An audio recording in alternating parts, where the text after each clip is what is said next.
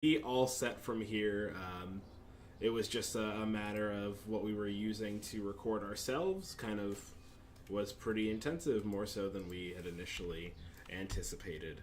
But we are back, and we've got Ubisoft Show, which is going to start in less than 10 minutes. It's funny, as I ended the stream, another Ubisoft game that I honestly really enjoy popped up, which was Steep.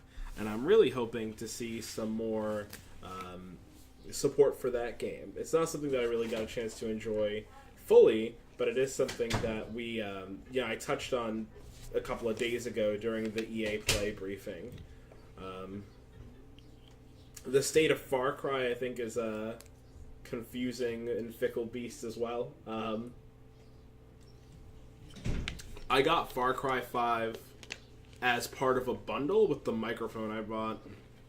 And so I think that in and of itself probably says something about where the game's at. It only was like $10 in addition to the actual standard cost of the microphone I was buying.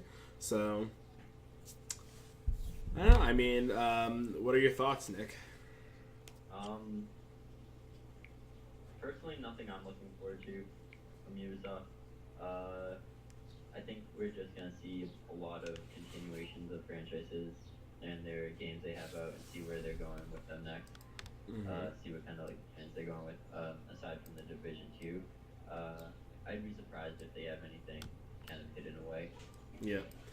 I mean, hey, last year, they dropped a real wild card, which I keep describing to this day as the best game nobody asked for. The Mario Rabbids is like strategy game crossover. Yeah. I'd be interested to see them kind of pull something like that out of nowhere. Like really kind of address something that nobody would expect them to even have the ability to deliver on. In the same vein there. But yeah, I mean, as far as things to expect and look forward to, I never really know when it comes to the games, but I always know with Ubisoft at the very least that it's going to be an interesting, entertaining show. I don't know who's hosting this year. I know for a couple of years in a row they had Aisha Tyler, but last year that was not the case. They kind of aim for this whole we're super untamed, and so we approach everything with this real kind of sense of comedy. It sometimes feels a little bit forced. It's kind of like what Bethesda was doing last night, only in such an inauthentic way that it can be kind of painful at times. But I think it does work well with the tone of the types of games that they make. So really, just a whole lot of wild card items is the best we can hope for from them. I think it's leading up to tonight, which is going to be kind of, I would say for a lot of people, the culmination of this event, right? Like it's almost in order from least to most anticipated if you were to swap a couple of them around, and PlayStation's going to be kind of stepping up and doing their thing. I wonder kind of how the things that we see in this current presentation are going to inform the quality of tonight's showings from Sony. If there's anything that they have to offer that's going to be particularly, interesting, or something with any sort of like exclusivity to it. Really it could go either way. We're getting about 2 minutes out from the start of their show. Another thing that Ubisoft does really well is their support of indie developers through projects like goodness, I cannot remember the name of it, but I know it was very popular among our group of friends with the physics-based robot. He kept trying to ascend by gathering. What'd you say? Grow up. Yes, grow up. There we go. Games like that, they have kind of a lot of that unique style and potential to them, but they also have the name of Ubisoft to kind of get people going. One game that kind of came and went pretty unceremoniously was Watch Dogs, the second Watch Dogs.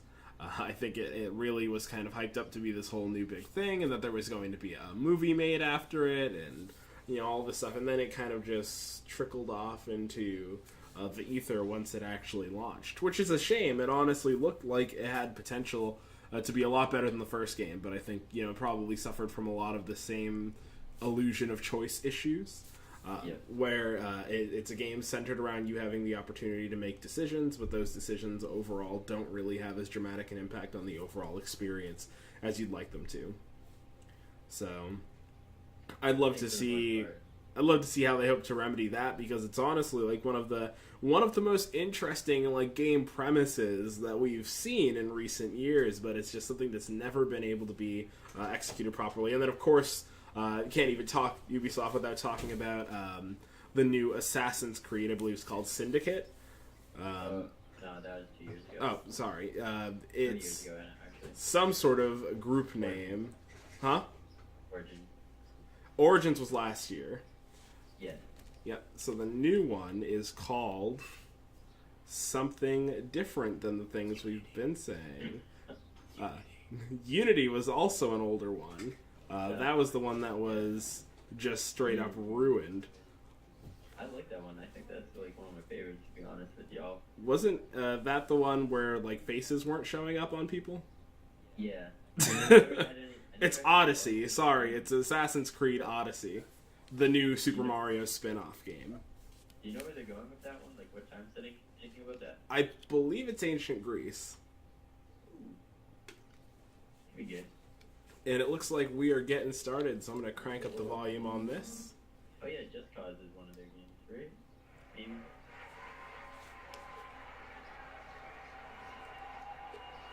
Oh no! Thank you for joining us here in the theater and on online at home. We cannot wait to show you what we have today, and I can promise you it's more interesting than a keychain. Oh. Too soon, maybe? Too soon? I don't know, up in the balcony, are you guys ready? Yes! Down on the main floor, you guys are ready! Let's go, Ballers! Alright, everybody at home, are you ready? Yes, yes, we're just gonna assume that they're ready. Well, if you're ready Wow, for I'm the already biggest uncomfortable. biggest show in gaming, then let's start the show. Let's do it! Let's do it!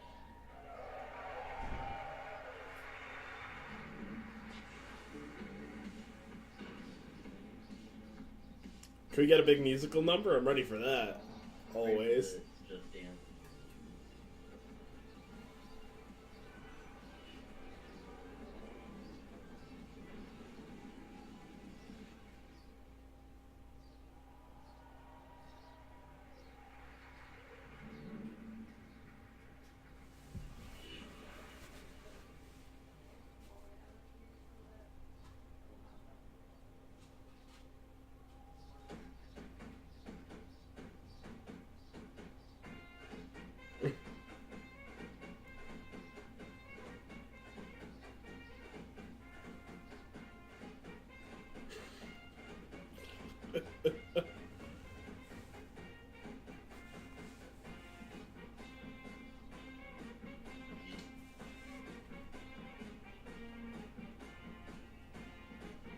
This is a big part of what I come here for.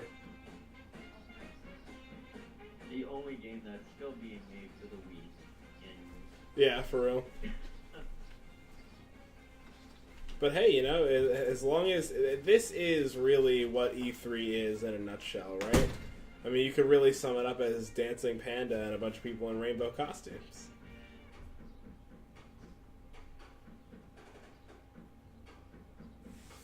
So I'm having a bit of a...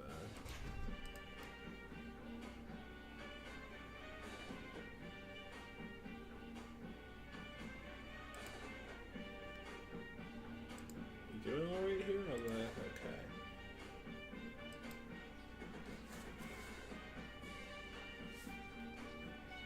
I wonder if I'm just getting like a little bit of visual lag here. I'm gonna... We're getting a lot of buffering. We're gonna see it Okay, so that's them.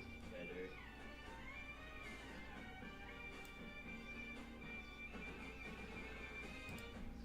Did you say you're getting a lot of buffering on your end too? Yeah, let's see if Twitch is any better. Well, I don't think it's a YouTube issue. It might be like a... Oh, yeah, see, it's stopped for me.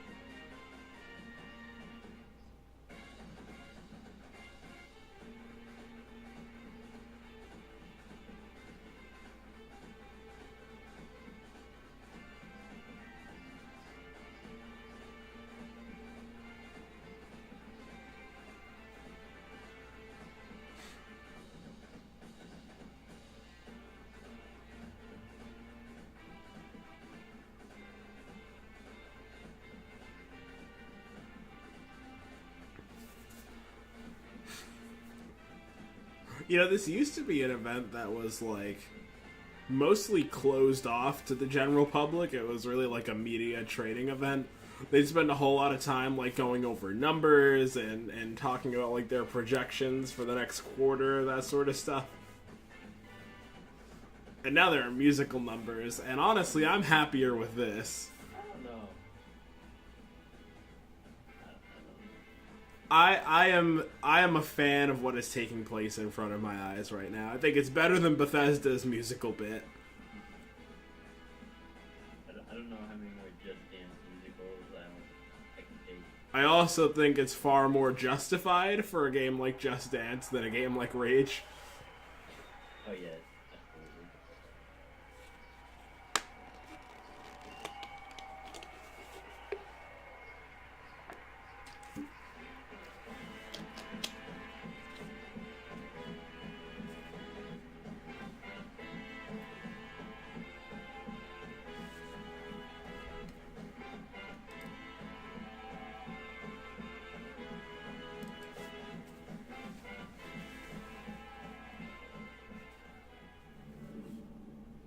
I'm really glad Just Dance isn't a game we have to spend time to talk about after.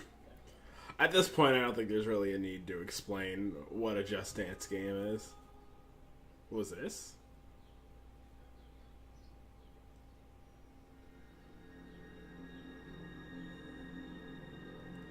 Oh, is this the new Rabbids game? Yeah. Yep. Could you imagine how disturbing it would be if I were right about that? It's super realistic. Hey, we've got a photorealistic anime crossover. Anything's possible now.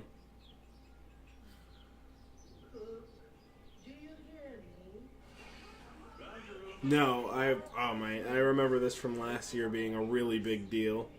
Yeah, I think this is at the Xbox conference last year, if I remember. No, this was theirs. This was their closer last year. It's a sequel to some game that has not had a sequel in a very long time, and I can't for the life of me remember what it is. Yep, there we go. Copy that, Captain. Hey, Paige, bet we can use your space jelly to overclock our engines. Negativo, mi amor. Only you can melt my sockets. Keep laughing, fools. Key ingredients to good cooking is love.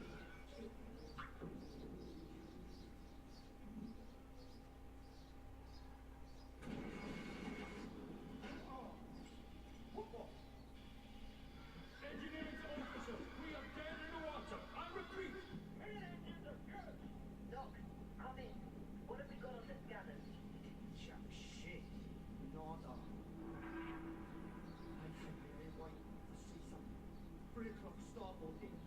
It's massive. Get back here, Sonny. Hold off!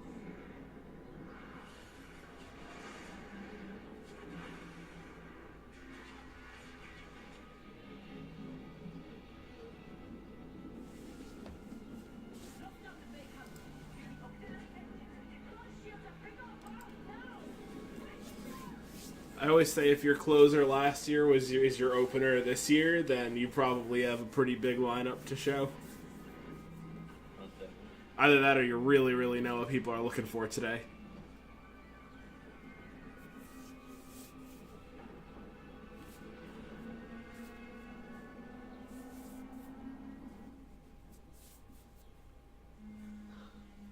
God protect us.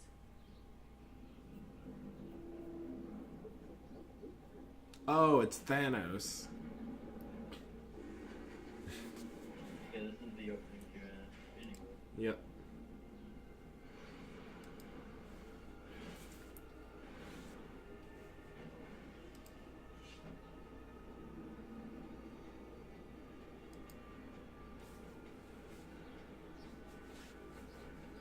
Take a look at the chat here.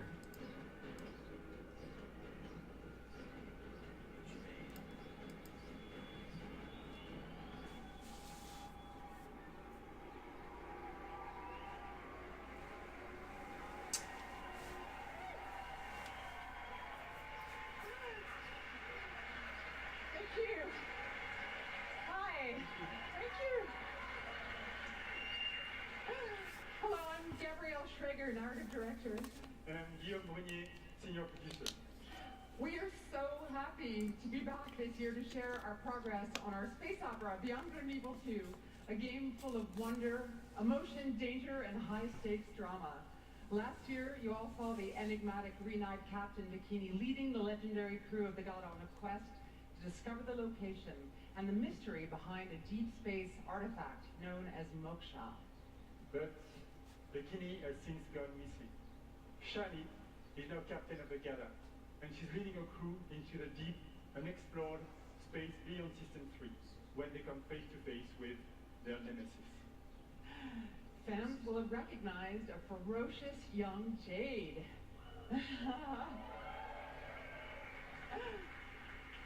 And Paige is back as the incorrigible chief cook of the Gala. We've got two other officers, Uma, the holistic chief medic, and Callum, our chief engineer. And all of these legendary characters will be playing a major role in our prequel. Today, we are proud to represent our growing production team in Montpellier, Barcelona, Bordeaux, and Sofia. Thanks, everyone, for making it happen.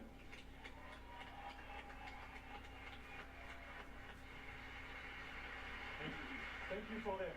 Thank you. Excellent. In BGE2, you are a space pirate captain in a distant galaxy near the end of the 24th century. At this year's E3, we will be showcasing a new behind closed doors demo, offering a first look at our major location, the sacred city of Ganesha. Now, let's take a look at our first pre-alpha gameplay footage.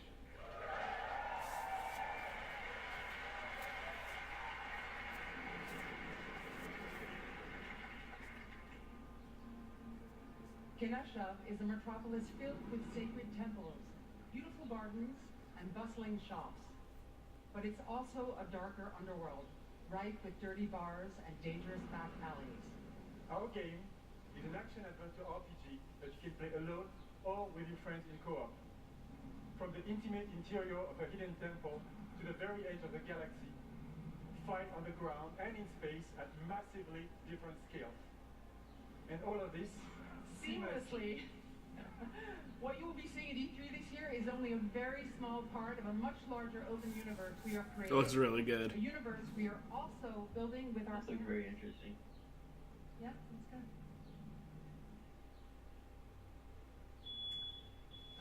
We'll be unable to... Sorry about that, guys. Got some stuff going on outside my building. Never been done before through the Space Monkey program. We want our fans and people all over the world to really be a part of creating the game. But today, we are issuing an open invitation for people all over the world to contribute their ideas, music, artwork, and create original content that players will experience as they explore the world of Beyond Good and Evil 2. And there's literally a universe of ways for artists to express themselves, from giant frescoes to murals, street art, music, radio content, and much more. To do this, we have partnered with a company at the forefront of community collaboration, Hit Record.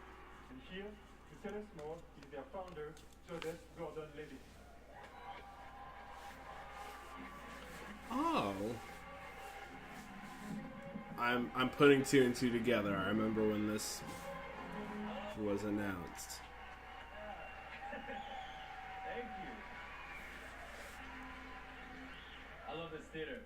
So thanks to you guys, thanks Guillaume, and thanks Gabrielle. It's really good to be here. I'm super excited to do this. For those of you who don't know, Hit Record is this thing that I've been making for a long, long time. It's really dear to me, and it's a place where people all over the world work together on short films or music or art, all kinds of projects. This is the first time we're making stuff that's going to go into a video game. So it's a little bit different than other like creative platforms that you can find on the internet, because the point of Hit Record, it isn't just to post and promote stuff that you've made on your own. The point is to collaborate. So, like when we're making music for Beyond Good and Evil 2, it's not just going to be a thing like a contest where people submit songs and then we pick one or two of them and we put them in the game. We're going to be really making the songs together. And the same goes for the visual assets that we'll be creating. So whether you're a writer, a musician, an illustrator, if you're a pro level artist, or if you're just someone who really cares about Beyond Good and Evil and that world and you love it and you want to be a part of it, there's going to be ways for you to contribute. Our first creative challenges are live. As of like now, someone's at my office pushing the button, like very nervous. You guys are doing great. And yeah, so come to our site, check out the Beyond Good and Evil 2 page at hitrecord.org, and that's it. Go do that shit. Thanks. I think that might be the coolest thing I've ever heard.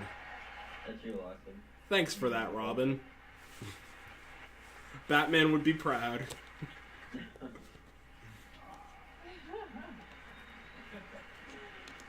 HitRecord's approach to community collaboration is inspiring and It's really aggressive. incredibly High happy five. to be working with Hmm? Joseph's team. Really aggressive with his high five. Oh yeah. So, You gotta be careful, man. Not every game developer is physically fit. You can shatter someone's whole hand. Thanks everyone. Have a great E3. thank you!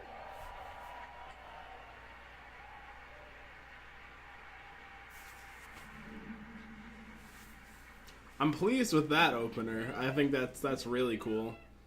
Very inventive idea to curate content for something that people want to contribute to.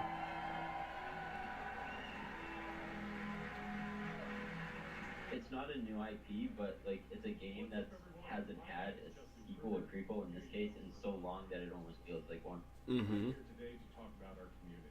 Our community that I mean, let's be honest. Like, whether an IP is new or not, I don't think really limits the ability of a game to be unique or original. Like, look at Breath of the Wild. It throws every Zelda convention to the wind. It's still a really, really solid game, and it feels new in a lot of ways, you know?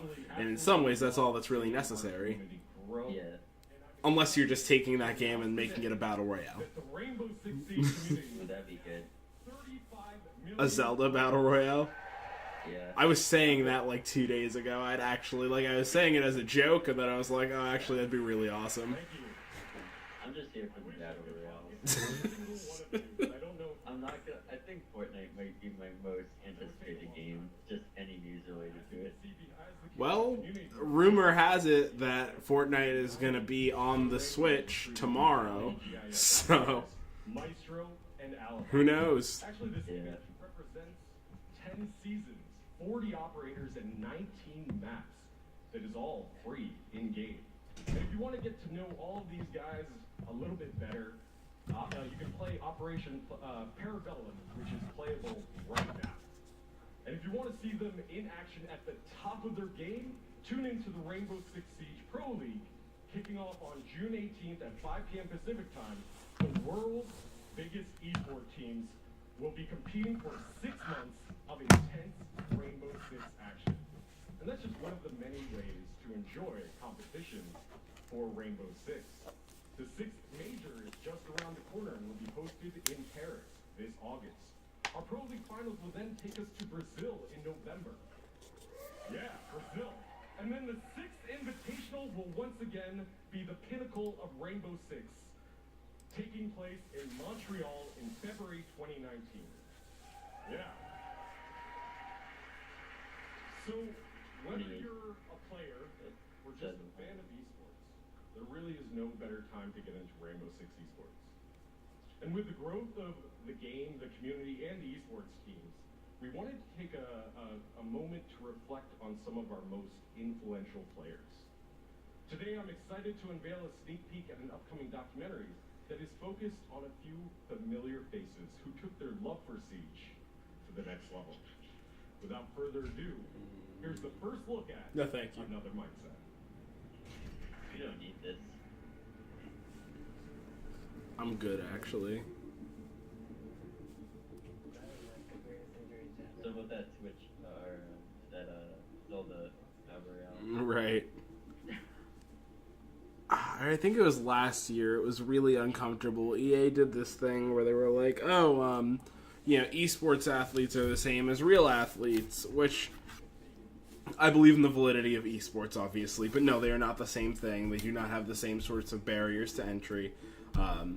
They are similar, but different. Like, they don't have to be the same thing for them both to be equally valid or important to the climate of competition. But for them to have this whole, oh, it's the same thing, like presentation going on, and they showed a video about how intensive it is and all that, and then this guy gets up on stage and they're like, what happened to you, man? He said, I was at a foot race and I fell and shattered my collarbone. And it's like, okay, yeah, that's rough, but really doesn't help the case that we're trying to make here. Yeah.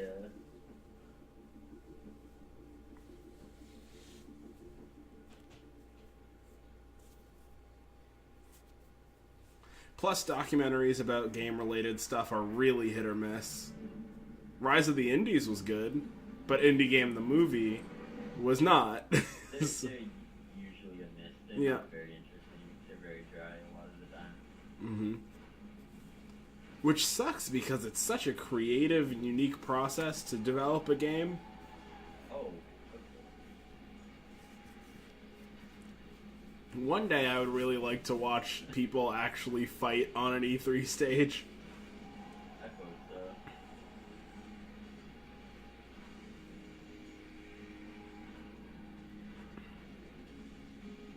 That woman was souped to get her high five. She had her hand out for a sec. She was like, let's go.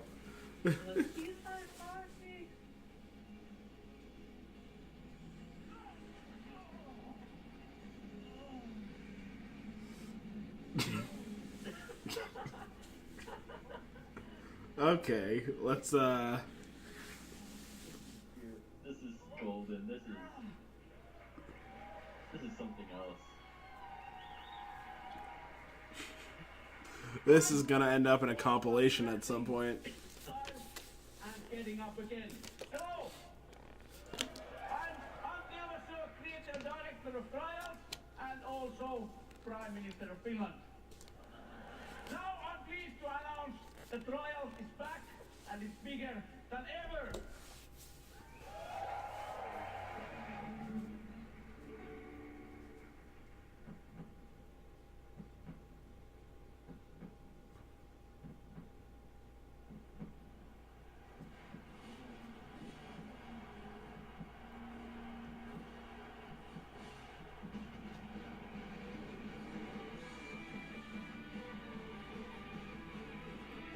I didn't know Excite Bike was coming out.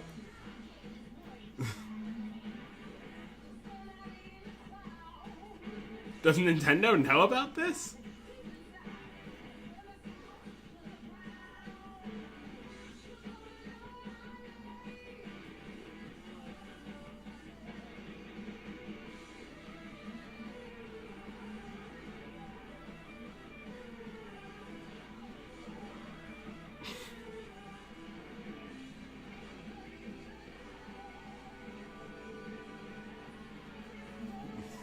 Did he say the game is about falling down and getting up again? Because a lot of these people are getting blown up. They're just falling down. I don't think they're ever going to get up again.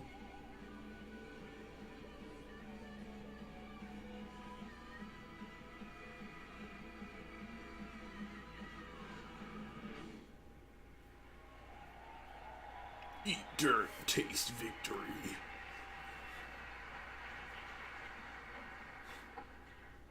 Sorry about that.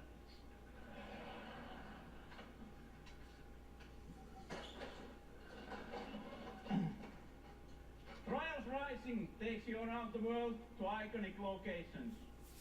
You never ride alone and competition is everywhere. But competition is nothing without the players, and our community has always been pillar of Trials. In Trials Rising we work with our players more than ever. To explain more, let me introduce Brad Hill, also known as Professor Patsy.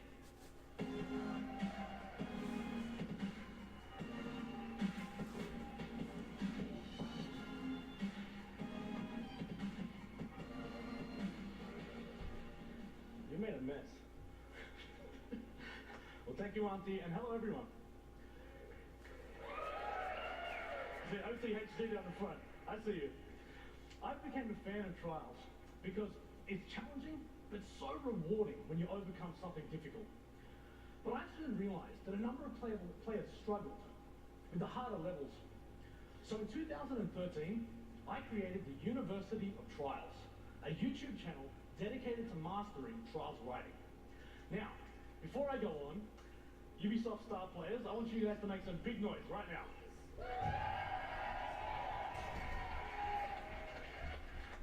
Alright, well 5 years ago, I was a star player just like them. But when Redlinks began work on Trials Rising, they approached me to design and create all of the tutorial content within the game. It has been an amazing experience for me, but I wasn't the only one involved. 20 community members, known as the Trials Elite, there, have been involved in the development of this game for the last 2 years. Whether they were track builders, streamers, or speedrunners, each You will all fall at the hands of the Trials Elite. Now, if you want to get involved, register online at trialsgame.com for a closed beta happening later this year. Good. That's it. Let's go. Hey. We're not going to put a big coming soon up here. I think people are going to want to know the release date. Yes. You're right. Trials Rising will release on February 2019 on PlayStation 4, Xbox One, PC, and the first time ever also Nintendo Switch.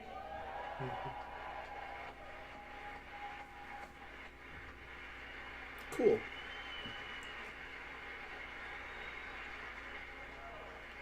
If you're E3, come to our booth and we'll show what Trials is about. Crashing with style and getting up again. Let's get out. Let's go. Thank you, everyone. Have a nice E3. I think I like that guy. I like him a lot too.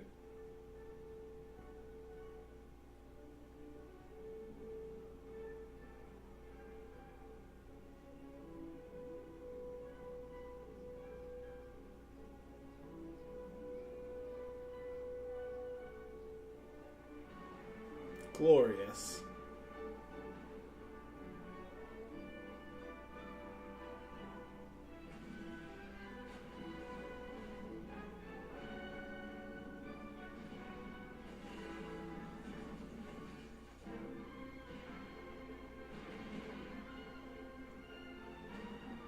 These people are dead.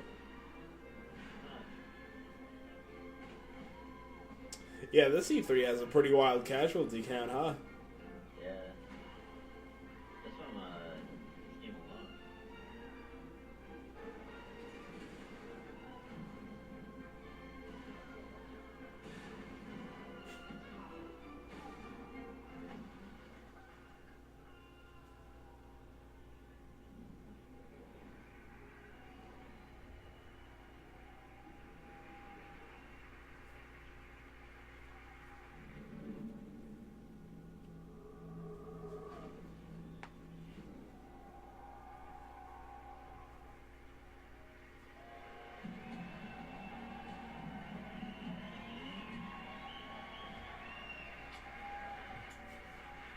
Sorry. It's Julian Garrity, and I'm the creative director on Tom Clancy's The Division 2. On Black Friday, a strain of the smallpox virus was released on dollar bills in New York City. The infection and chaos spread across the nation. 7 months later, the virus has mostly burnt itself out, but America is tearing itself apart. Washington, D.C. is at the heart of this battle. Under constant threat from dangerous factions, civilians are trying to rebuild. In their survival lies the seed for the rebirth of society.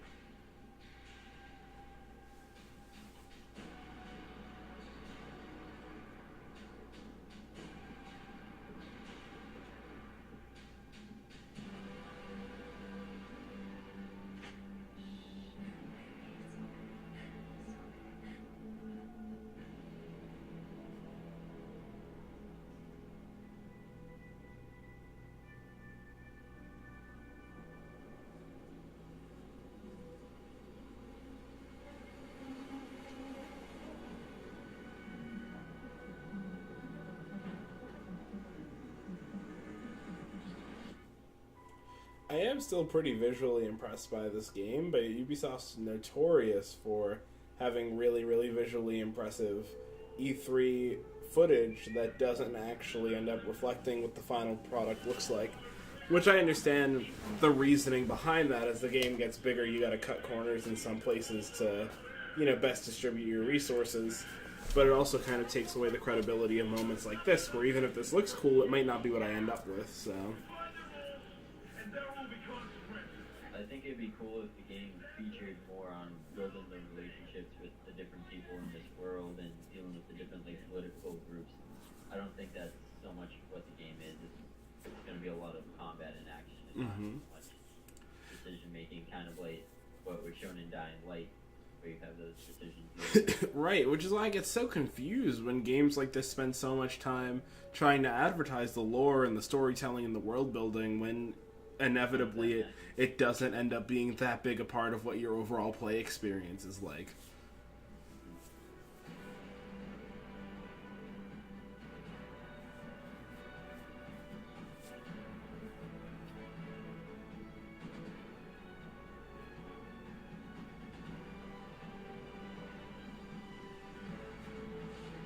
Oh, this one's about rescuing Obama. That's cool. I hope so. Can I play as Joe Biden? Coming down to rescue him. The Division 2, where Joe Biden goes to DC to rescue Obama. For those civilians and for the country. If you fail, history will be written by tyrants. If you succeed, history will remember the few brave heroes who fought to save a dying nation. This setting lays the groundwork for a compelling story-based campaign in which your actions have a clear impact on the lives of civilians. In the Division 2, Washington, D.C. must prepare for the greatest threat it has ever encountered. To face it, you and your fellow agents will need to bring your equipment and tactical abilities to the next level. Once agents reach the end of the main campaign, it's time to select a new progression path by picking a specialization. It starts with the choice of a signature weapon, powerful and unique weapons that complement the rest of your equipment. As you progress with your specializations, you will not only grow in power, but also unlock additional tools and I hate when you have to choose a path like the third class. Why can't you just be all of them? Especially in a game like this, where if it's a single-player driven campaign. Synergize with other players and take team play even further.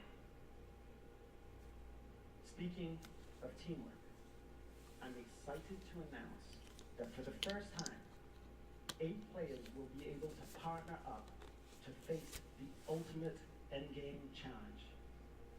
Raids are coming to the Division 2. Oh, it is more.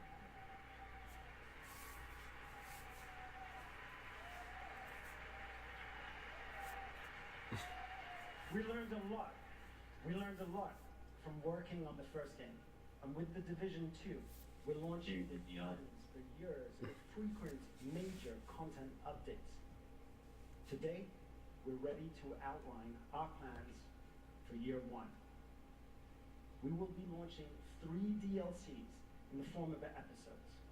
Each one will bring new story, new areas to explore, and new activities. And the best part? Dr. Lovebot says raise the audio of the stream a bit. I don't know if you saw that. For everyone. Oh, yep, there it is.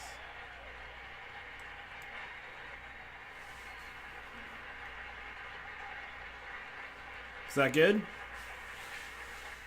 Where's my Division team? Stay tuned after the Ubisoft conference for an exclusive 30-minute deep dive into our playable E3 demo during our post-show. As you can see, they're getting ready right now, and they'll be playing right after the conference is done.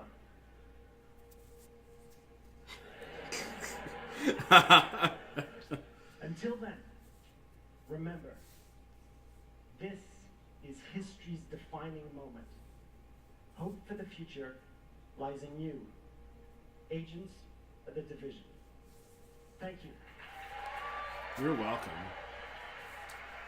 I'm pleased with what I've seen.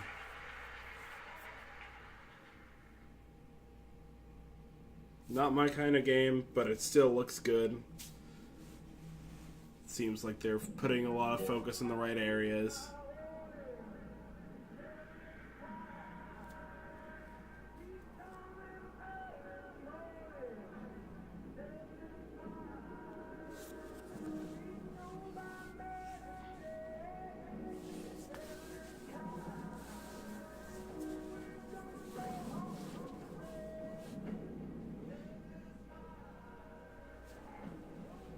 Is this going to be one of those, are we going to get some of that good fake multiplayer cringe talk?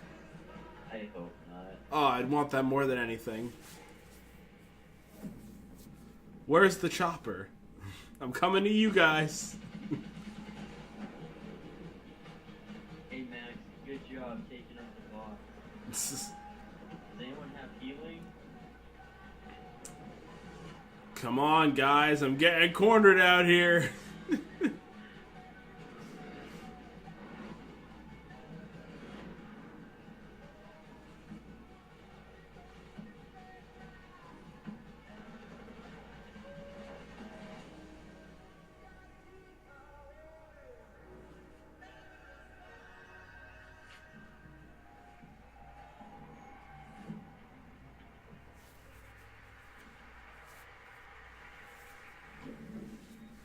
Oh, no.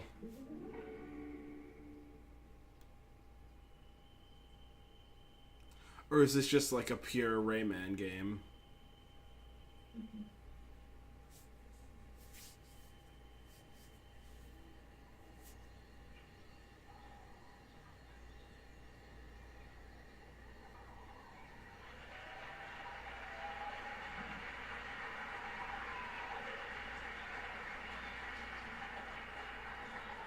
Hi, I'm Xavier Manzanares, lead producer.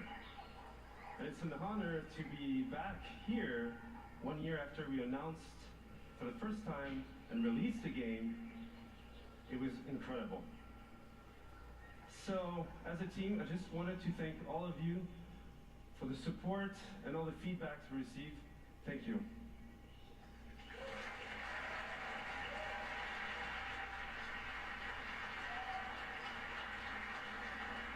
So we also started a year ago to work on a brand new adventure, and with a brand new hero as well, one that we cherish and we love, Donkey Kong. So for today, we wanted to celebrate the upcoming release of the Donkey Kong adventure, and what better with music than with Grant Kirkhope, our composer, and the band Critical Hits. So please enjoy. Thank you.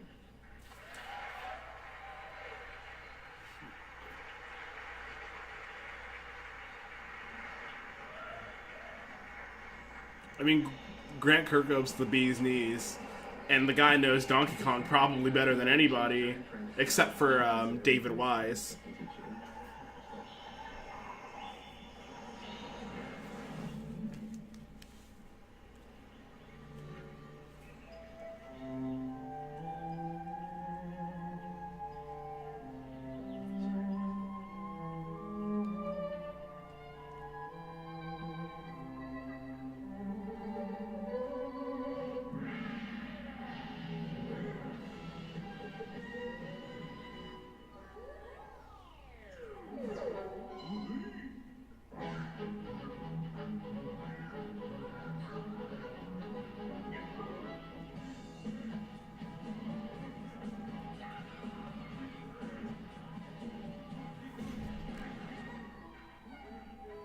Was that the rap I just heard?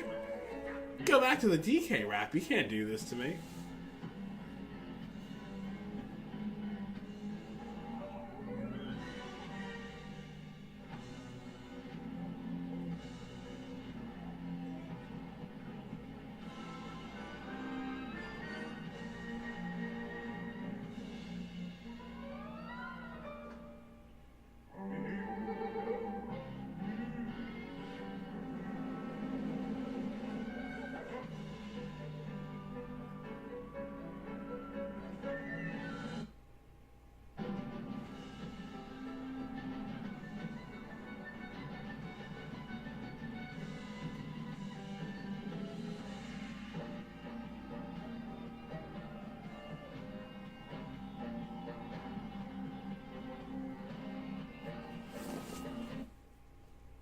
Oh. Sorry about that. Just had the stream crash on me.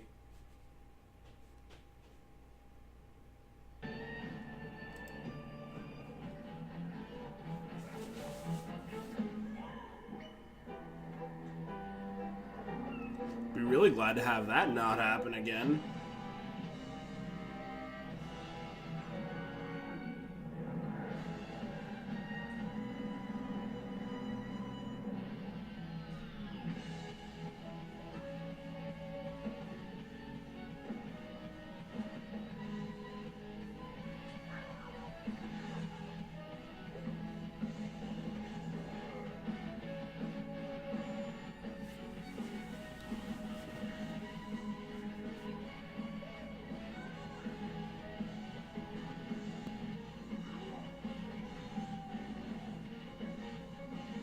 This guitarist is having a field day.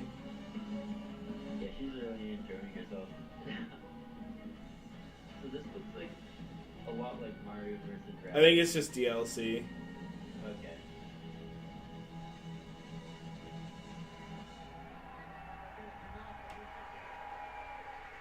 Yeah, I'm pretty sure they announced this a couple months back, but I repressed it like this entire game.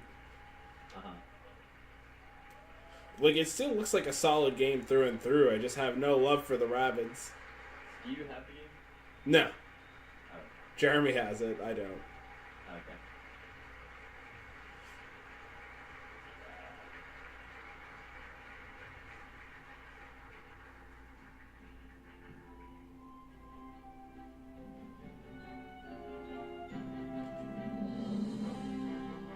This is from Donkey Kong 64. Which was composed by Grant Kirkhope.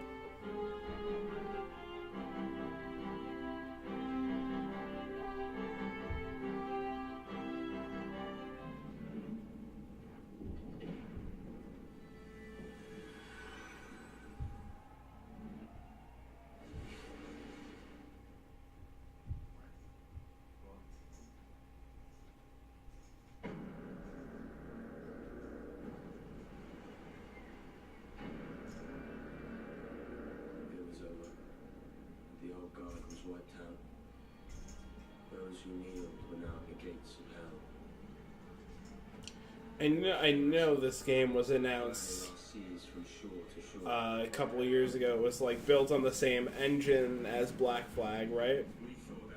Yeah. I think a lot of what they showed of the game is just sailing, though. Mhm. A lot like more dynamic to it. Well, apparently that's big now. Yeah. The game with just sailing and not a whole lot else. Yeah.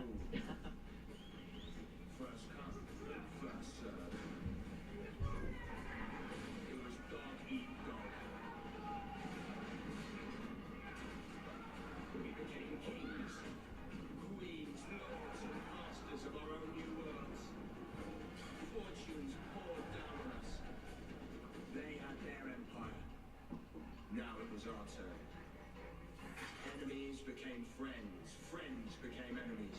The best didn't trust anybody. The philosophy of the day was more and more. We were alone at the top of the food chain.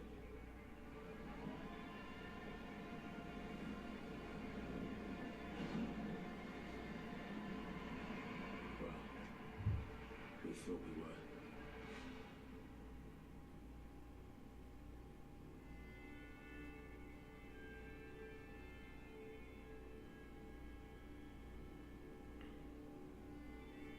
In the dog-eat-dog world, we were wolves. And wolves hunting packs.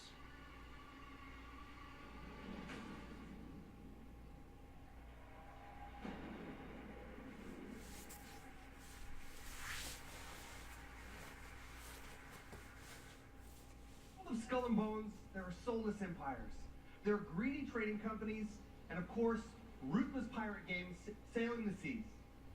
But there are no heroes. Hello, my name is Justin Ferry, Creative Director at Ubisoft Singapore. And for the past year, my team and I have been anxiously awaiting this moment to invite you, our fans, to join the hunt here at E3 2018. Piracy is dead in the Caribbean. The Empire is crushing all those who oppose them. So your next big score? The Indian Ocean, home to the richest trade routes in the world, where merchant ships carry cargo worth over $10 billion a year. And you? You're gonna steal every last fucking coin. First, you need a target. You pick up intel on a heavily guarded frigate, fat with African diamonds meant for the Grand Mogul of India. That treasure will help you claw your way to the top, to become the pirate that no empire can take down. Second, you must know your hunting ground. Our reactive and evolving world is reflected in what we call fortunes, presented to you by Taljid, the fortune teller. Now, fortunes reveal changes in factions, weather, and the trade routes themselves. Today, Taljid reveals favorable winds. That means more merchants to rob, but also more competition. And now I'm proud to share with you the essence of Skull and Bones, a shared world where every player encounter matters. Will you fight, or will you ally? This is what we call the hunting grounds. All right, pirates, let's head to the hideout, and have a great E3. Your hunt for the convoy starts here, in your hideout, deep within the Chagos Islands. This whole trailer talk trailer style is pretty weird. This hidden pirate den provides everything you need for your next strike. From your shipyard, you choose the platform for the Atlantic Island. The strong wind will boost its speed, getting it spattering around a devastating punch. Next, you want crew and gear for the mission ahead. Deadly cannons are slow loading, but deadly at short range. Rockets are blazing fast, and deal powerful damage from every angle. With everything loaded, let's head out. Seems like a really solid game. Very different style of mechanics for this sort of theme. Like, it seems like it might be a little bit more on, like, resource management, customization, loadout type of thing. A little bit more strategy focused. That fort is too strong to simply sail past. Which isn't a bad thing. Huh? Which isn't a bad thing, Mhm. necessarily. I think that's actually good. Yeah, definitely. You know, I think there are enough. I think a lot of people lock themselves into certain types of mechanics for certain types of themes, and I don't think it has to be one. You know, one doesn't have to match the other. It's absolutely fine to have a game that's centered around pirates, but focuses on, you know, making friends and intimidating people instead of, you know, just outright direct combat. Yeah. I don't know how much the setting is something that, you know, I personally am interested in. You know, there's a finite amount of time in the day, and I don't know how much of it I'd like to spend being a pirate, but it looks like mechanically it's pretty sound. Seems like your kind of game. I hope it has that multiplayer aspect to it, where you can run around with your friends and just explore and hunt. Mm-hmm.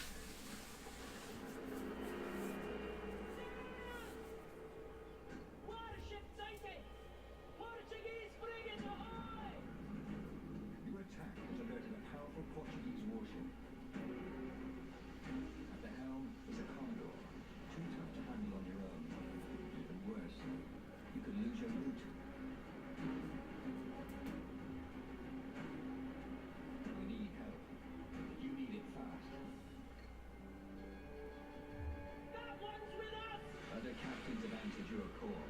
4 against 1 should even the odds.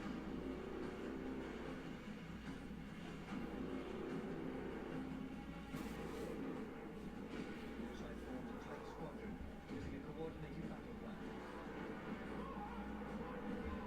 The enemy strikes first. The first ship goes down, breaking your formation.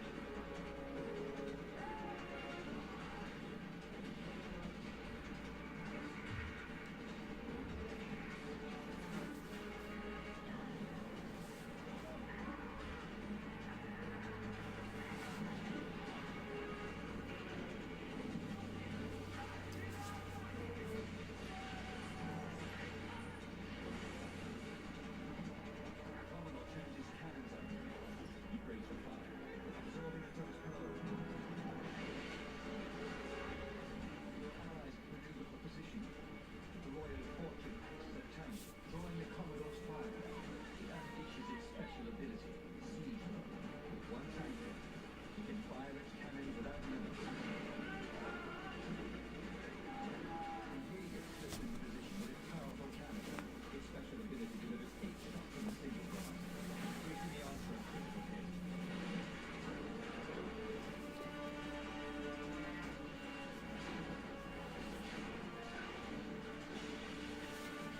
Royal Fortune can't hold out much longer. It's up to you to land the killing blow.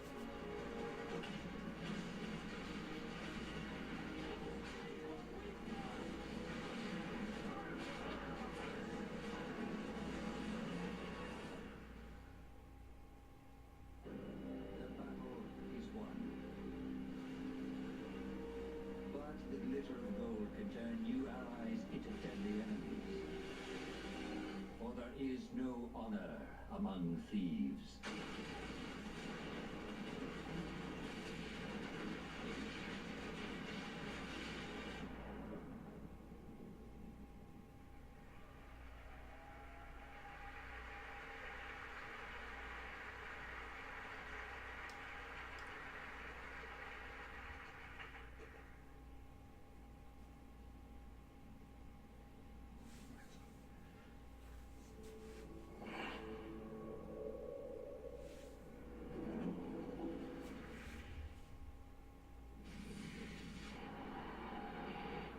To the digital space. What did we say?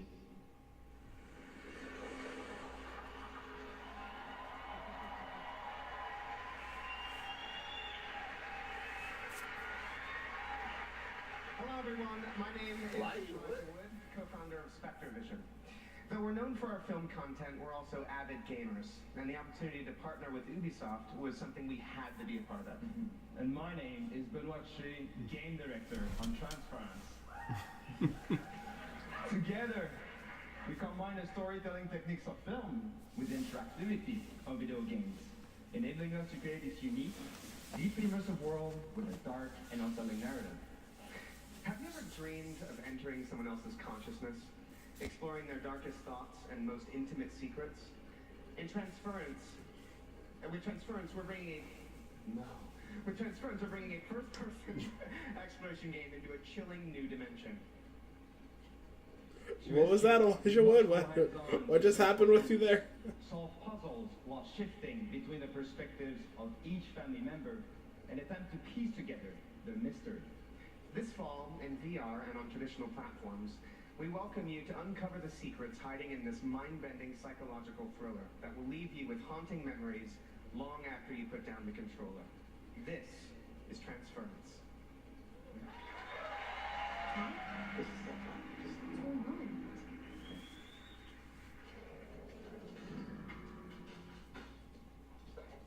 Where's Mom? You're gonna see her real soon, okay? Just hold still. Don't believe his eyes.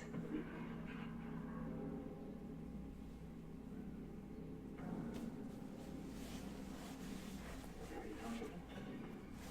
Those rigs are a bit cumbersome, but that's always the way these new prototypes are. And all you have to do is just be.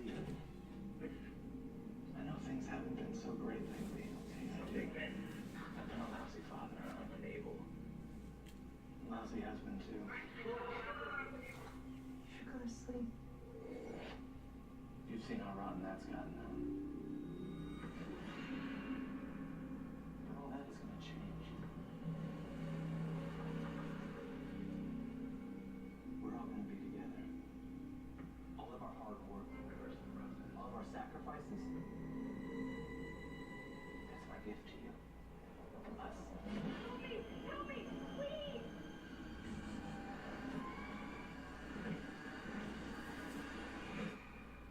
Dad?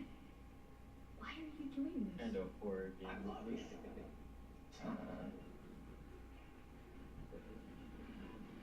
I love you with all of my heart.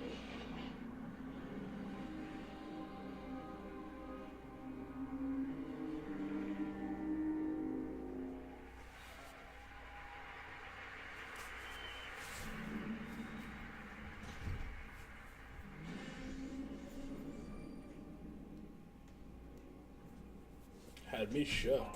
Well, that's cool. Looks unique. I should like about it.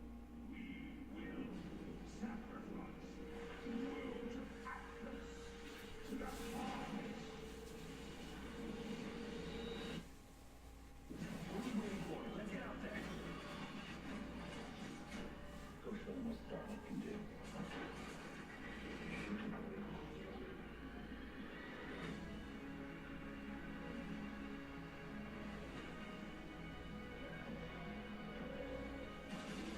The Legion is growing. There aren't enough of us. We need to find help on every planet in Atlas.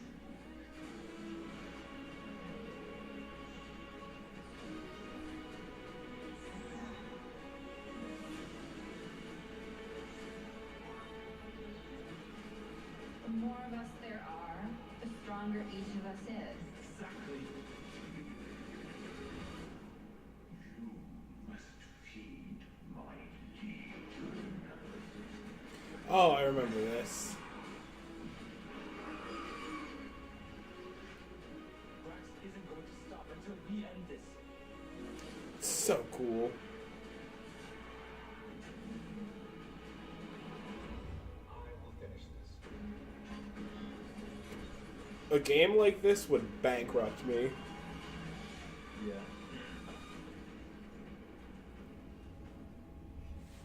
Starlink, super like Toys to Life. And it's on Switch. Thank you. Hello everyone, I'm Laurent Melville, creative director on Starlink Battle for Atlas. Last year revealed our modular starship innovation to the world and showed you how players could reconfigure it instantly to adapt to any challenge. This year, we're excited to show you what the depth of the open world that we've built and put the game directly into your hands. We're going to take you on a journey 400 light years away from Earth to the Atlas star system. Discover exotic planets, meet fascinating local factions, and forge your alliance. Upgrade your pilots, starships, and gear, and unleash devastating combos to save Atlas from the relentless Forgotten Legion. The mission will not be easy. Atlas is a dangerous place, and our heroes will need all the help they can get.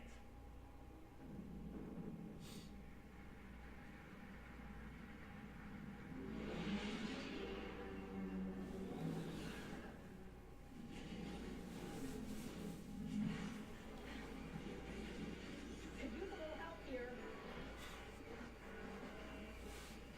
Oh look, it's the one context where saying I could use a little help here actually works, is when it's fictional.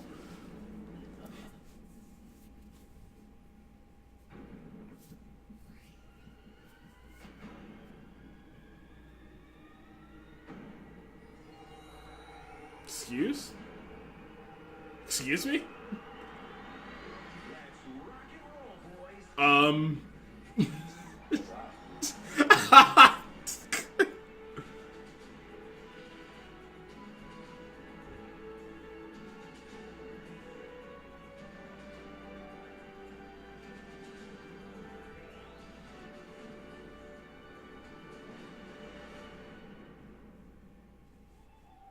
Well, yeah, that's cool. Ubisoft's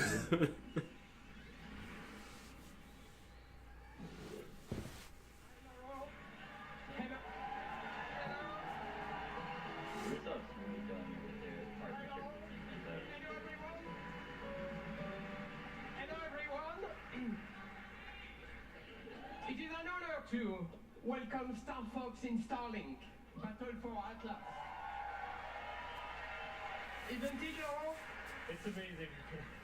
See, the name Starlink is misdirection. It's actually Star Fox. I wanted to invite And Link. Fox and his crew. Oh, yep, Link is definitely going to be there. And Yeah. Star Fox on Super Nintendo was the first 3D game I've ever played, and I'll never forget that. And so for me, this moment is a dream come true. And this dream was only made possible thanks to our long relationship with Nintendo. We can't wait to play Fox on the Nintendo Switch. I would like to give a special thanks to a dear friend with us in the audience today. Ladies and gentlemen, Mr. Miyamoto. The man, the myth, the legend. Hero to us all. Like, oh snap, we were there the whole time? Hello, how are you?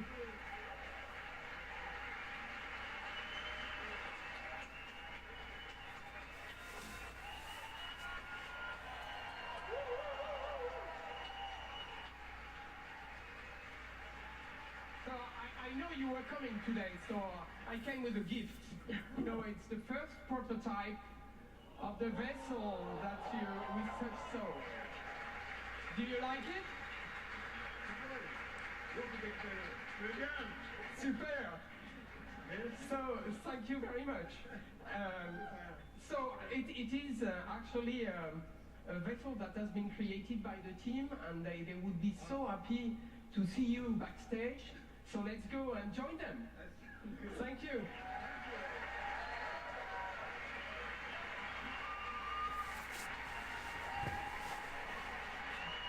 What if he legitimately just wanted to watch the show?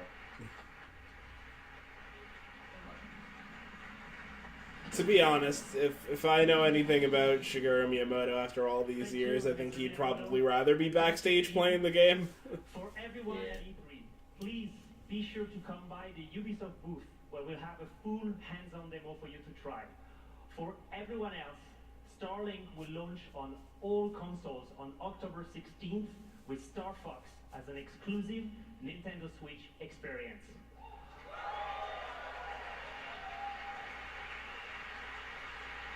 Thank you. Thank you.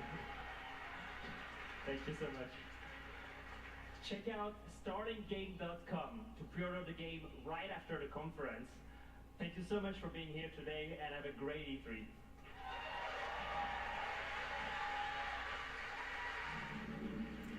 Okay, Fox feels a little out of place up there with the rest of them, but, you know. Look at this cool Fox and then all these other lame characters.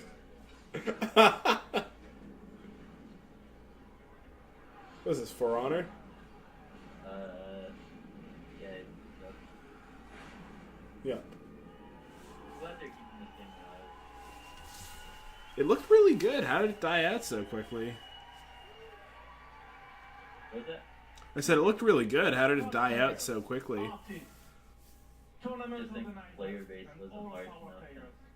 You are. I think there was a lot of lag, unbalance at the start. Hello, I'm Roman Campos Soyola, Creative Director. Whether it be upgraded stability with the dedicated servers, release of heroes, constant balancing and new training tools, we would not be here without your passion and commitment. You've helped us enrich the experience. Thank you.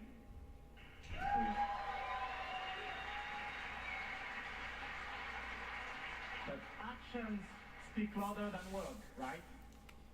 In celebration of E3, we are inviting new players to join. So, if you haven't played For Honor yet, now is your chance. Starting today and until next Monday, we are giving away the PC Starter Edition on Uplay. Download it this week on PC, and it's yours for free. So come, I will do that. join the fight with us. Alright. Sure. That's not all. Because building on everything that we've learned, we are now ready to expand our world.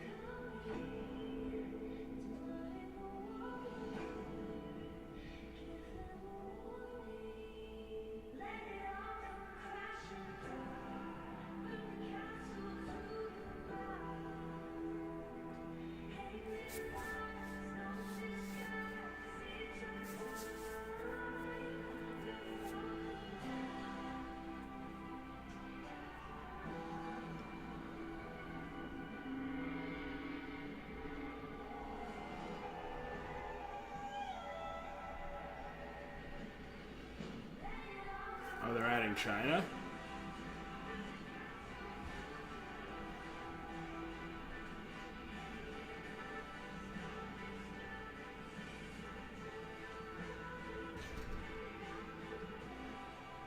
I think China is a Mongolian. Right.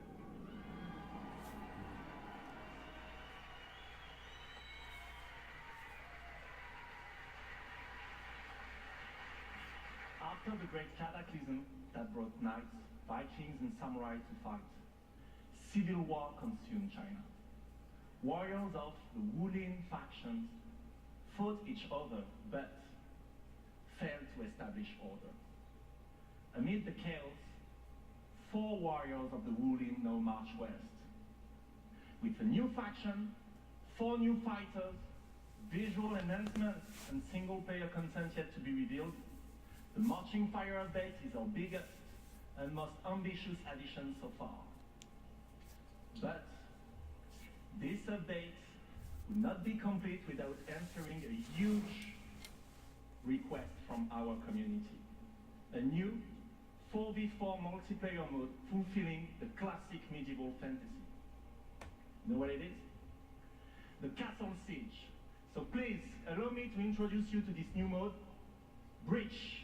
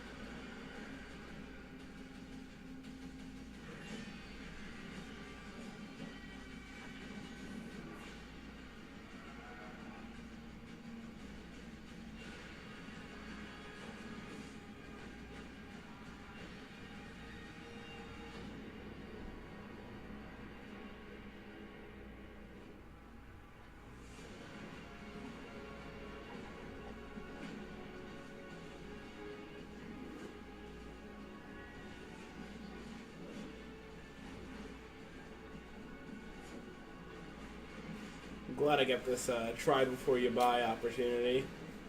Yeah.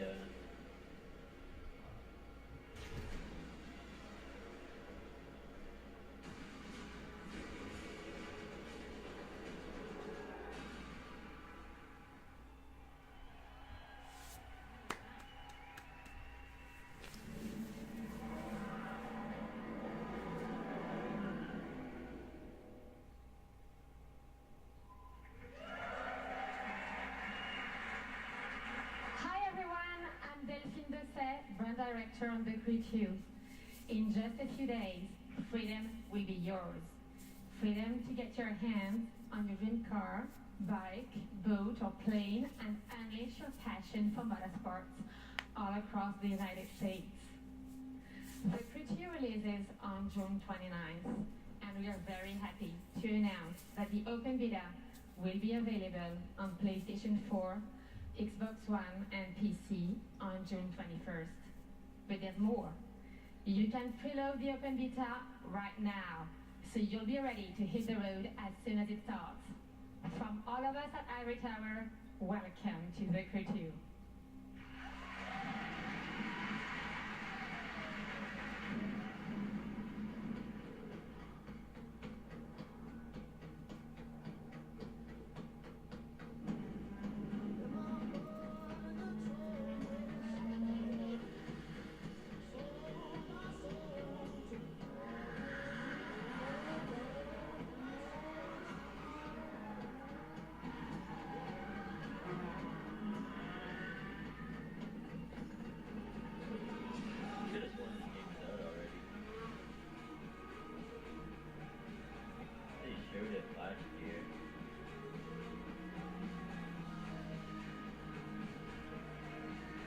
I honestly didn't even know a second one was in development. Maybe they mentioned it last year, but I sure don't remember.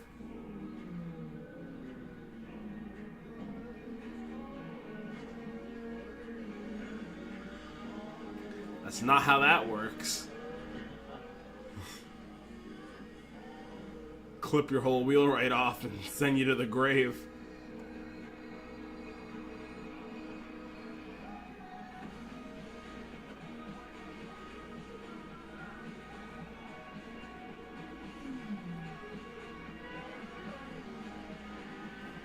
Some pretty clever direction. Now they tried to combine those two boat jumps even though they were in separate scenes, so it looked like one cohesive jump with a break. Yeah.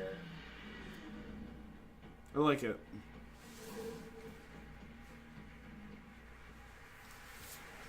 Also, are we now distinguishing between Xbox One and Xbox One X as well as PS4 and PS4 Pro when announcing games? That feels new.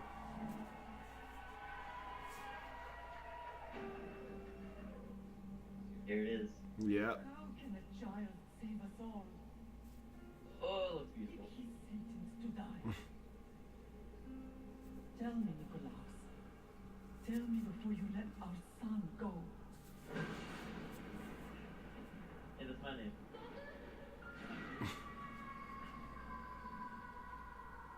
Where we begin does not define who we will become.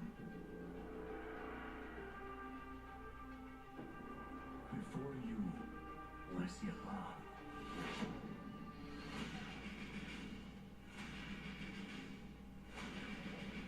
Built by friendship and family, love and loss, war and bloodshed.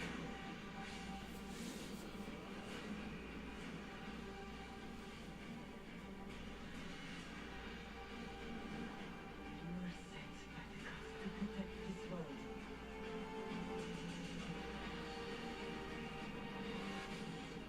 You carry the blame of your Minas. Act like it.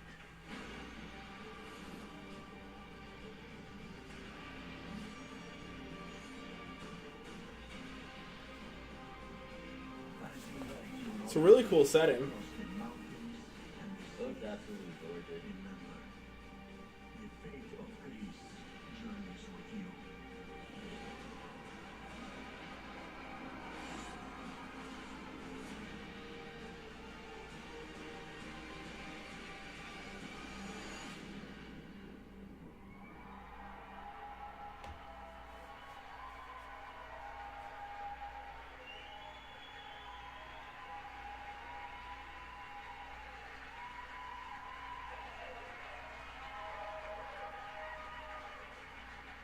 Thank you. I'm Jonathan Smo, creative director of Assassin's Creed Odyssey. Assassin's Creed Odyssey is more than just an adventure. It truly is a role-playing journey. You will explore, on land and sea, one of the most iconic and influential settings in human history, ancient Greece. The golden age of Athens saw the rise of democracy, modern medicine, revolutionary art, and Western philosophy. But it was also a time of war. A devastating conflict between Sparta and Athens, the Peloponnesian War, divided the Greek world and changed the course of history. In this world of contrast and opportunity, this land shaped by the gods rages a battle between order and chaos. This is where your adventure begins. You, a simple mercenary, an outcast, to take on an incredible quest to save your loved ones and become the legendary Greek hero Greece desperately needs. Our teams in Quebec You really fumbled on that one after a pretty decent build-up. 3 years, Yeah. putting all their energy Become the best Greek. to transform Assassin's Creed into an epic RPG experience. An RPG in which you will not just play an Odyssey, but your Odyssey, shaped by your actions and choices. And the first choice you'll make at the start of the game is to choose your character.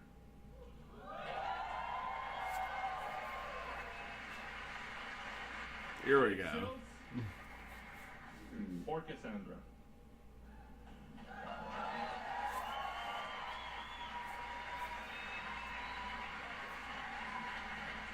Oh, so they figured out how it works. You share the It's hard. Yeah, it was really tough to make that model.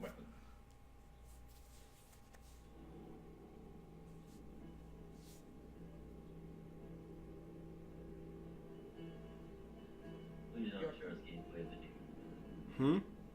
I hope they don't use gameplay of the dude. You're old enough now.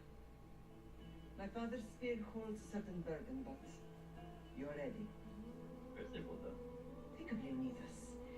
He had great courage, and he made a great sacrifice. You share his blood and the strength he possessed.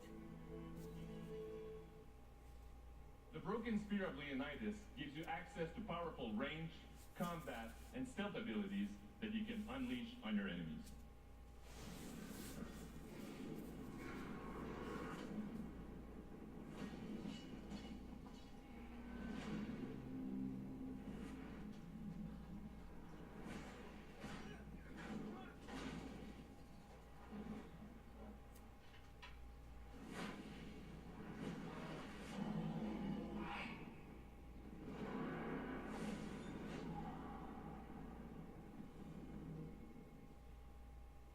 And for the first time, we have deeply changed the way we tell stories in Assassin's Creed. You can now truly interact with history like never before. Perhaps when I was thinner, both in weight and philosophy. So tell me, were you able to resolve the situation without bloodshed? The rebel had guards. I relieved them. Interesting. You thought the life of a thief and a murderer was worth more than that of soldiers doing their duty. I wasn't even thinking about him, to be honest. And what of the rebel?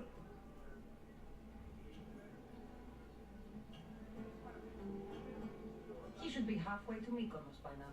Oh, really? You let that lunatic run loose? Are you sure that was wise? I'm not sure approaching you was wise. Our choices are like ripples on water. They seem tiny and insignificant at the beginning, but It's a little bit on the nose, don't you think? Yeah.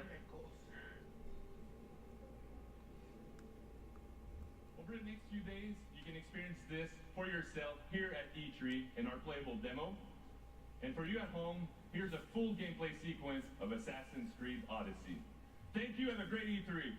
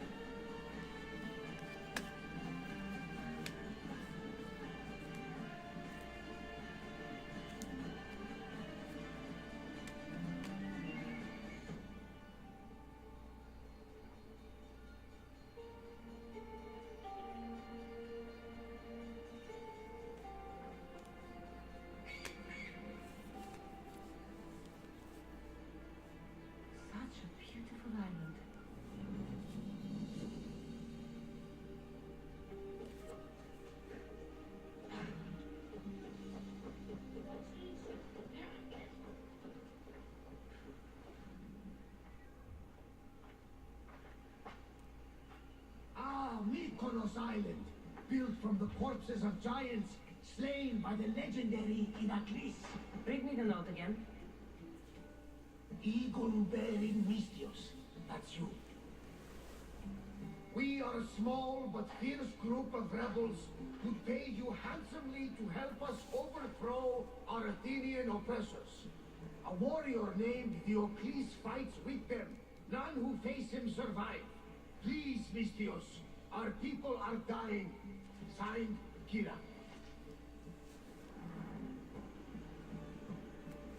What did your informant tell you? Word has already spread of you sinking those ships. There's a price on your head. Whew, that didn't take long. There's also word of Spartans. This guy is really loud. So, I'm here to find Very the hero echoey. who wants me to kill Diocles. An Athenian ally. Who's at war with Sparta? And don't forget the bounty. Business as usual then. Gods protect you, Cassandra. Thanks, Varnavas. I definitely like the direction Assassin's Creed is heading in, and I think that year off definitely helped them regain their footing.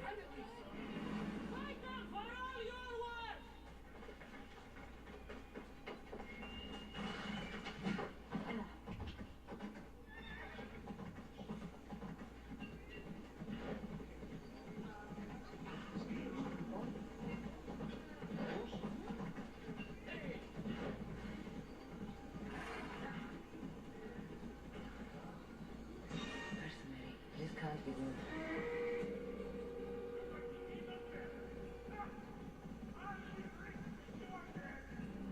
You're chasing your own death, mercenary.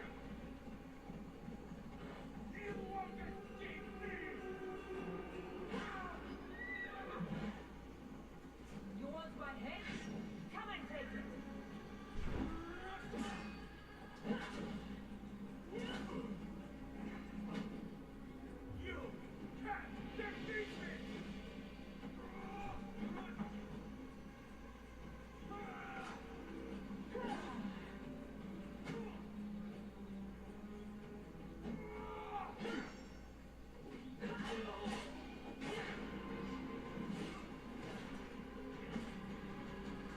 You really should have left me alone.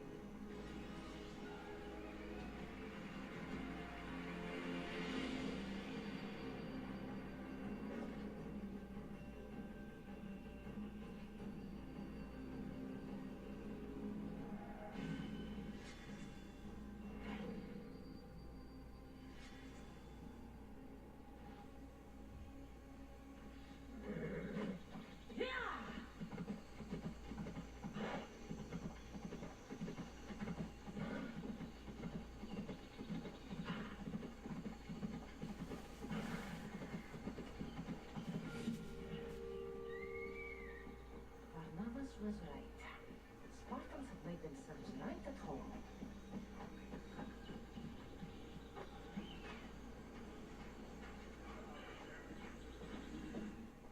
I'm looking for Kira.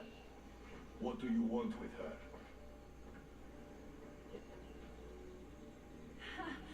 The mercenary who bears the eagle of Zeus. You got my message. It said something about paying me handsomely. Mercenaries. Athenians have enslaved our people for too long. Help us free Mykonos from their grasp, and you'll have more drachmi than you can carry.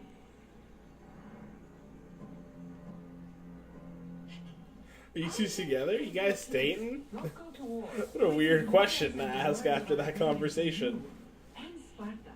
My men are ferocious in a ground assault, but we're They're outnumbered. still trying to figure out the choice option.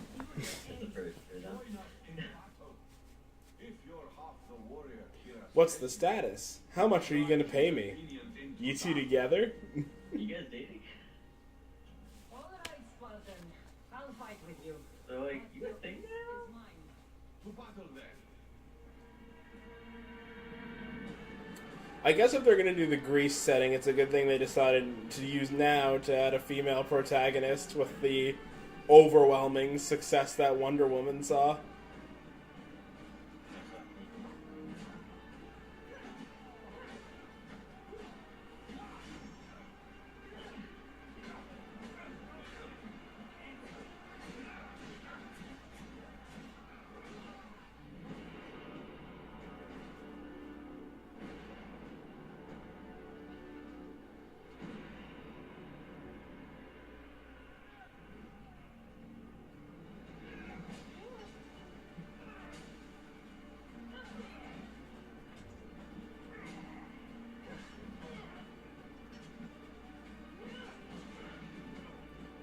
combat looks really good.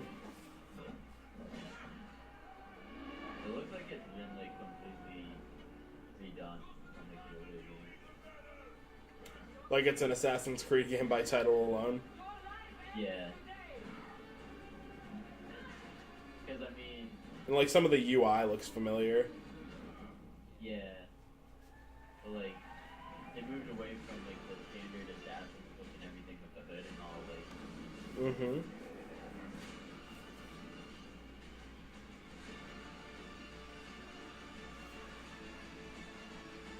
Though I did see something that resembled the classic look in that first trailer they showed. What was that? With the hood and everything and the robe. Like, they showed something like that in that first trailer.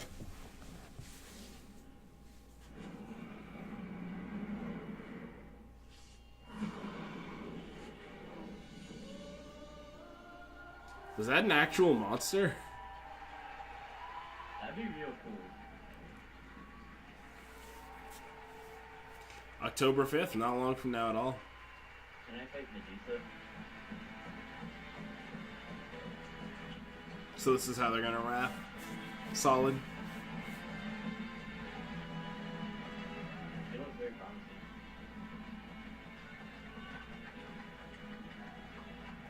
This show definitely exceeded my expectations in a lot of ways. And thank you for joining us. And thanks to everyone watching from home. To our teams, it's an honor to work with some of the best in the world. Congratulations on a great show.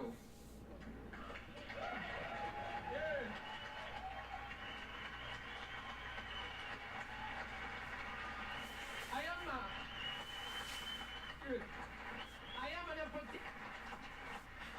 am an optimistic guy, and I am particularly excited about the future of technology and the positive role games will play in shaping our society. To create these games, we need to work even more openly with you, the gamers, because we know when we do that together, everything gets better. So have a great E3. Thank you very much. We're definitely not going to watch their after show because that would defeat the purpose of us doing our own thing. So, highlights. I mean, Beyond Good and Evil 2 looks awesome. I'm glad that they were able to show some actual like gameplay in addition to a pre-rendered scene. And then also that they're looking for a lot of that sort of community contribution to the overall look and feel of the game. I think that's an interesting approach. I don't think we really see stuff like that happen, especially on the AAA level, very often. So that's a good thing that we can kind of look forward to there. We've got a couple of highlights, but what are some of yours, Nick? For me, it's cool that they have something really for everyone. They have their like racing games like The Crew 2 and Trials, which is a bit goofier. Mm-hmm. But then they also have their like stealthy, more combat like Assassin's Creed. Their shooters. For me, what really stood out was Assassin's Creed. I think the game looks beautiful. It looks like it's straight away from that kind of linear path. I hope. Who knows? Some of the dialogue choices, as we saw, were questionable. Right. But, yeah. We'll see. Can't be perfect, right? Baby steps. Yeah, exactly. But it does look like they're going in a better direction with that series, and it's moving away from being stale as it kind of grew to be. But I think they had a very promising lineup of games, and a lot of them are something you want to keep your eye out on. Yeah, forward. Definitely. One thing for me yesterday was I definitely felt like both Microsoft and Bethesda did a great job. It's just that, especially, and this particularly applies to Xbox, and I'm hoping it's not the case with Sony later on tonight, is that sometimes when it comes to these big, the big first parties, right, a lot of the games that get shown end up feeling a little bit samey. And so it's nice and refreshing to see a conference like this one where, let's be honest, not a single two games of what they showed looked the same as the one before it. And it looked like they probably showed roughly 10 titles, and each of them had their own identity. for me, like the one, goodness, I just lost it. Like I said, Beyond Good and Evil 2 looked really good. Starlinks with their whole Toys to Life thing, I think that's got a really promising future ahead of it. We've seen the success of things like Disney Infinity and, I guess that's a bad example since that's over now, but like Skylanders and Amiibo, and, they've... it's a genre that exists and has a level of value. I've heard people describe it as feeling a little bit cash grabby, but I would kind of disagree with that notion. I think oftentimes Toys to Life additions to games, pricing-wise, tend to fall short of what the average toy would be for, kids shopping at your average, your Target or your Walmart. Look, I don't think that the stuff that Ubisoft presented today is the type of stuff, for the most part, with the exception of like Assassin's Creed, Beyond Good and Evil, that we're going to be talking about for years to come. But as far as a solid presentation that gave us a glimpse into what they have coming up, the efforts that they're taking to improve upon what they've already done, I think that they've got a lot to show for there. I think so far that puts us at... if we're really honest, it's on the optimistic end, 3 out of 4 really solid presentation, or 4 out of 4 really solid presentations, and then if you're going to be a little bit cynical about EA's overall showings, because some of them were a little bit on the boring side, I'd put us at 3 for 4 right now. And then I guess my last thought pertaining to Ubisoft is circling back around to another game that I forgot to mention, For Honor. If you go ahead on PC, you can download the starter edition between now and next Monday at no cost. I think that's really awesome. It'll give a lot of people like myself who were on the fence a chance to really try the game out, see if it's something worth picking up further down the line. And its full capacity, obviously. So do you have any sort of last thoughts pertaining to this overall showing? Ubisoft was really good. Solid over around. No matter who you are, you might not like all the games. Obviously, no one is. But I think there's definitely something in there that at least piqued your interest, no matter who you are, as a gamer. Yeah. They really appealed to everyone with this one, which was awesome. Yeah, absolutely. And I think that's really, the benefit of having a diverse library of titles is you get the opportunity to really work with everybody's interests, which kind of brings me into going forward. In about 3 hours, we're going to be gearing up for Sony. Today's kind of culminating event, in the second of our big 3 first parties. So, be sure to come back here at 8:45, twitch.tv/Mustapha's Game Room, and we're going to be kind of going over our predictions for Sony's show, which should be exciting because, they tend to be really kind of polarizing in a lot of ways. Xbox really brought their A game, so it's exciting to see kind of what's to come there. But in the meantime, thank you all for tuning in for this show. I hope you enjoyed yourselves, and Ubisoft did a great job. Feel free to come back soon for more from the Game Room live at E3.